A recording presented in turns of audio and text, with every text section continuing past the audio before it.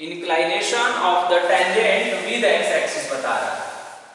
और एक एंगल को हमने वहां पर, जिस पॉइंट को हमने सिलेक्ट किया है वहां पर हमने मान लिया है फाई। इस एंगल को हमने माना है फाई, और यही जो हमने यहाँ से परपेंडिकुलर ड्रा किया है उसके टेंजेंट पर, उसी परपेंडिकुलर का जो लेंथ है ना वो स्मॉल p है।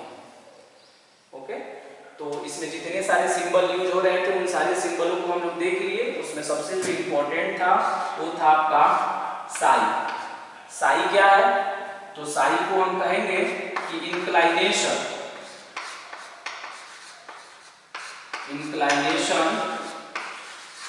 Of the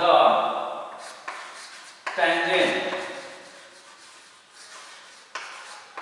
inclination of the tangent with x axis, inclination of the tangent with x axis, psi indicate कर रहा है।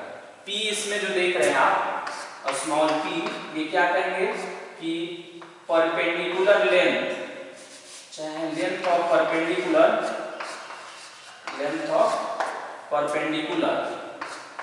From origin to the tangent। उसी तरह थीटा क्या बता रहा है? वो बता रहा है कि वो रेडियस वेक्टर है। थीटा जो है इंक्लाइनेशन ऑफ रेडियस वेक्टर है, और आर क्या बता रहा है? रेडियस वेक्टर को बता रहा है। ओके,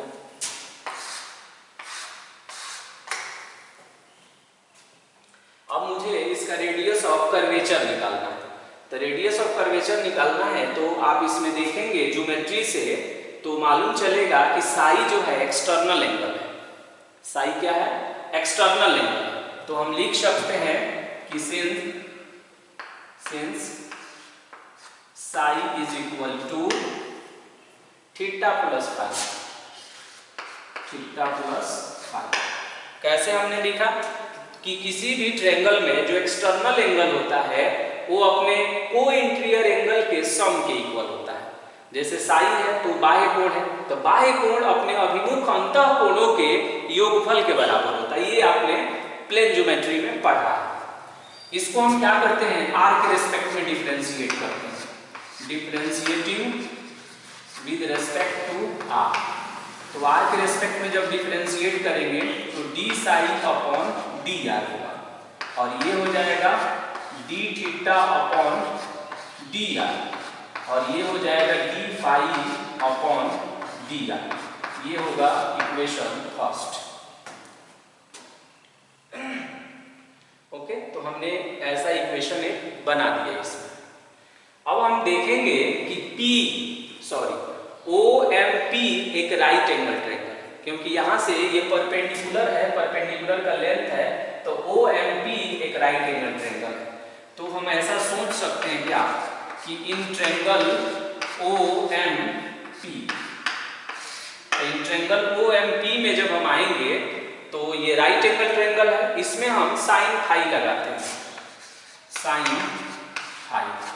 तो साइन फाई का फॉर्मूला क्या होगा? साइन थीटा का फॉर्मूला पढ़ते हैं ना, P/H होता है, तो इसका भी वही होगा। तो थीटा के जो अपोजिट में होगा वो P हो जाएगा, यानी ये हो गया OM अपॉन हाइपोटेनस का नाम कौन करेगा? OP। ध्यान रखना है ये कैपिटल P है और ये स्मॉल p है। ओके, क्रॉस मल्टीप्लाई करिए, then OM is equal to OP sine phi.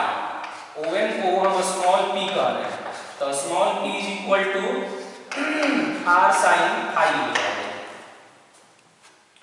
Small p is equal to कितना हो जाएगा? r साइन फाई हो जाएगा। अब इसे हम ना r के रेस्पेक्ट में डिफरेंशिएट करेंगे, और ध्यान रखना है कि r और फाई दोनों ही वेरिएबल हैं। तो ये नहीं कि साइन फाई कांस्टेंट है बाहर कर लेंगे, ऐसा नहीं, इसमें प्रोडक्ट रूल यूज करेंगे। तो हम यहाँ लिख रहे हैं कि differentiating with respect to r, तो कितना होगा r के रेस्पेक्ट में करेंगे तो dp अपॉन dr। यहाँ प्रोडक्ट रूल लगाएंगे, तो फर्स्ट को ढकेंगे तो कितना आएगा? साइन फाई, जिसको हम ढकेंगे उसका dc निकालेंगे, तो D r upon d are plus, second को ढकेंगे तो आर हो जाएगा और डी अपॉन डी आर और ये हो जाएगा साइन फाई। हमने सिस्टमेटिक कर दिया ताकि आप इसको समझ पावे। अब हम क्या करेंगे यहां से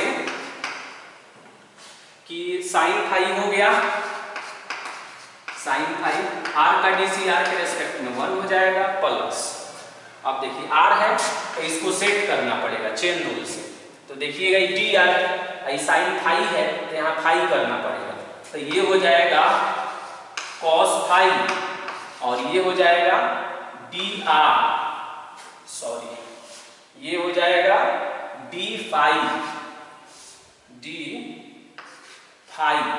और अपॉन में डी आर हो जाएगा। अब इसको अगर हम नेक्स्ट में लिखें तो ये बनेगा साइन फाई और ये हो जाएगा आर और फिर यहां से कितना हो जाएगा ये बन जाएगा कॉस फाई, इसको फिर हम सेट करेंगे तो डी फाई और अपॉन में करेंगे डी एस और इनटू में करेंगे D S upon d are.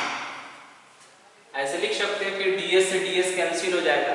अब ये जो डी एस देखते हैं ना, तो डी एस ही क्या बताता है इस फिगर में, तो इस फिगर में बताता है कि जैसे यहाँ कोई कर्व है P और यहाँ कर्व है Q, तो P और Q जो है अगर वेरी वेरी क्लोज रहे तो ये जो आर्क लेंथ है ये वाला जिसको हम चाप की लंबाई बोलते हैं, तो ये बहुत कम होगा, उसी को ये डेल एस कहा जाता है और उसी से बाद में ये ds में कन्वर्ट हुआ है। यानी ds जो आप देखते हैं ना, ये आर्क लेंथ है, चाप की लंबाई है और ये बहुत ही छोटा है कि P and Q very very close हो जाएगा तो चाप की लंबाई बहुत कम होगा, इसीलिए उसको हम डेल एस सिंबल से लिखते हैं। ओके, अब हम क्या करेंगे, यहाँ पर दो रिजल्ट हम यहाँ पर पुट करने वाले हैं। एक पुट करने वाले हैं हम साइन फाई का वैल्यू और एक पुट करने वाले हैं हम कॉस फाई का वैल्यू। तो साइन फाई का वैल्यू वहां पर पुट करेंगे हम, तो साइन फाई का जब वैल्यू पुट करेंगे तो r into d theta by D S. इसकी चर्चा हम लोग प्रीवियस वीडियो में कर चुके हैं कि साइन फाई का जो वैल्यू होता है वो r into d theta upon D s कैसे होता है। इस बात को समझने के लिए वो लेक्चर वीडियो आपको देखना चाहिए कि sine phi r into d theta upon D s कैसे होता है। फिर प्लस में r cos phi, cos phi का देखेंगे कि ये आता है d r upon D s होता है। तो दो नया रिजल्ट यहाँ यूज हो रहा है, एक साइन फाई का और एक कॉस फाई का। तो आपको साइन फाई और कॉस फाई का रिजल्ट ये जानने के लिए आपको प्रीवियस लेक्चर का वीडियो जो है रेडियस ऑफ कर्वेचर में पेडल इक्वेशन का देखना चाहिए, वहां ये डेराइव किया गया है।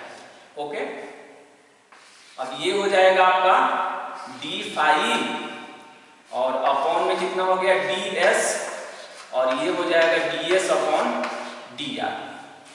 अब इसमें देखना है कि कुछ कैंसिल हो रहा है क्या, इसमें कुछ कैंसिल हो रहा है तो देखिए ऐसे इसको रेशियो की तरह मान लीजिए हम ट्रीट करके इसको हम कैंसिल कर देते हैं। यहाँ से r का कॉमन बनेगा तो ये होगा d theta upon D S और ये होगा d phi upon D s. अब देखेंगे हम, तो इसको हमने इक्वेशन फर्स्ट में निकाला था D theta upon D S और D phi upon D S, दोनों को ज्वाइंट अगर हम कर दें तो हम लिख सकते हैं डी साई, सॉरी यहां पर हम लिख सकते हैं इसको r है ये D theta upon D S है, इसको जो है अगर हम s के रेस्पेक्ट में करें, यहां पर अगर हम s के रेस्पेक्ट में करते तो d phi upon D s होता और ये भी डी एस होता और ये भी डी एस होता, तब ये कितना हो जाता, ये हो जाता डी साई और अपॉन में कितना हो गया डी एस हो गया। और इधर क्या चल रहा था, इधर चल रहा था डी पी और अपॉन में कितना हो गया डी आर।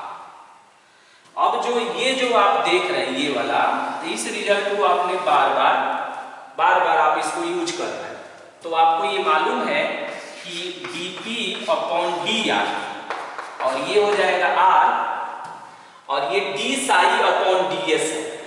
तो इसको हम 1/ρ लिख रहे हैं। अब आप सोचिए क्यों 1 को ऐसे लिख रहे हैं, क्योंकि हमको मालूम है कि ρ जो है रेडियस ऑफ कर्वेचर का सिंबल है, और रेडियस ऑफ कर्वेचर जो होता है वो ds/d साई होता है।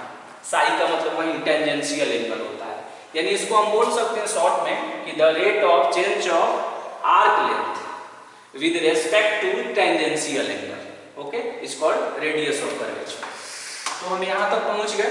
यहाँ पर एक्चुअल में ना हमने तो वहाँ आर के रेस्पेक्ट में कर दिया था, लेकिन जब हमने यहाँ रिजल्ट देखा तो मालूम चला कि नहीं, मुझे यहाँ ds मतलब आर्क लेंथ के रेस्पेक्ट में करना था, वही हमने वहाँ पर चेंज किया। ओके, अब यहाँ से मुझे रो निकालना है। रो का मतलब है रेडियस ऑफ कर्वेचर। तो रो जब निकालेंगे तो कितना होगा, r होगा और ये होगा dr/dp। रो को इधर ला देंगे, ये उधर चला जाएगा। तो फाइनली ये जो मेरा फॉर्मूला है, यही मेरा फॉर्मूला रेडियस ऑफ कर्वेचर का है। अब इसमें देखते हैं कौन कौन सिंबल यूज हुआ है। रो ये रेडियस ऑफ कर्वेचर है, इसमें रो क्या इंडिकेट कर रहा है, तो रो इंडिकेट कर रहा है रेडियस ऑफ कर्वेचर। अच्छा, दूसरा सिंबल क्या यूज हुआ है, एक स्मॉल r यूज हुआ है। तो स्मॉल r का मतलब ये हुआ कि कर्व पर जो हमने पॉइंट सिलेक्ट किया है उसको हमने ओरिजिन से ज्वाइन कर लिया है, ओरिजिन से उसको ज्वाइन किया है, और उसी का लेंथ जो है ना वो r कहलाता है। जस्ट लाइक जैसे आप पोजीशन वेक्टर बनाते हैं ना, उसी तरह के सेंस में आपको समझना है कि वो जस्ट लाइक जैसे पोजीशन वेक्टर होता है तो उसका कोऑर्डिनेट देखते थे, तो उसी तरह हम यहाँ लिख देते हैं कि ये रेडियस वेक्टर भी इसको बोलते हैं, और भी बहुत सारे नामों से इसको पुकारा जाता है। और यहाँ पर जो स्मॉल p देख रहे हैं ये क्या है, परपेंडिकुलर लेंथ है। ये कहाँ पर है, फ्रॉम o, और कहाँ पर है, तो टू द टेंजेंट। इसको हमने टेंजेंट पर मेजर किया था, इसको पहले भी हमने मेंशन किया था।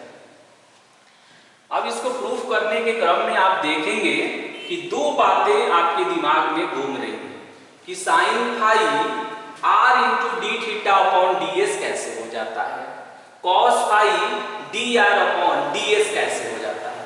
तो इस बात को समझने के लिए आपको प्रीवियस वीडियो देखना चाहिए, और उसमें ये आप स्पष्ट रूप से देखेंगे कि ये साइन फाई कैसे ऑब्टेन हुआ है और ये कॉस फाई कैसे ऑब्टेन हुआ है। एक्चुअल में ये कोसाइन रूल से ऑब्टेन होता है और ये साइन रूल से ऑब्टेन होता है। ये बहुत ही आसान है। अब आपको अगर कोसाइन और साइन रूल का भी आइडिया नहीं है तो आपको ट्रिग्नोमेट्री का मेरा कोसाइन फॉर्मूला देखना चाहिए, फिर साइन फॉर्मूला देखना चाहिए, तब उसका यूज हम करेंगे वहां पर, तब आप अच्छे से समझ पाएंगे। ओके, तो इसको और अच्छी समझ रखने के लिए मुझे कोसाइन फॉर्मूला और साइन फॉर्मूला दोनों का आइडिया होना चाहिए, और साथ ही साथ तब इसको हमने जो प्रूफ किया है उसको देखना चाहिए। ओके, तो आप लोग इसका कोसाइन फॉर्मूला देखिए, प्रॉपर्टी ऑफ ट्रायंगल में मैंने इसको प्रूफ किया है, कोसाइन फॉर्मूला को भी, साइन फॉर्मूला को, और तब जो है इसका प्रूफ देखिए, और तब इस रेडियस ऑफ कर्वेचर को समझेंगे तो और अच्छे से आप समझ पाएंगे। ओके।